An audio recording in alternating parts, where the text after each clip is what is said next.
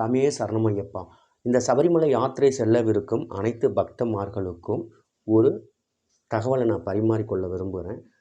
நம்ம இந்த விரத காலங்களில் தவிர்க்க வேண்டிய உணவுகள்னால், வாழைப்பழத்தில் வந்து குறிப்பாக வந்து நெய் வாழை, செவ்வாழை, மலை வாழைப்பழம், அப்புறம் வந்து நீளமாக ஒரு மஞ்சள் வாழை இருக்குல்ல, அந்த வாழைப்பழம் நீங்கள் தவிர்த்திட வேண்டும்.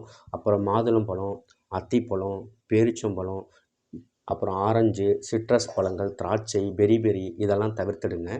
விதைகள் வந்து சூரியகாந்தி விதை, வெள்ளரி விதை, பரங்கி விதை, பூசணி விதை, ஆளி விதை இதெல்லாம் தவிர்க்கணும். கீரைகளில் வந்து குறிப்பாக தவிர்க்க வேண்டியது வந்து தூதுவளை, பசலைக்கீரை, அரைக்கீரை, இது முக்கியமாக நீங்கள் தவிர்த்திடணும்.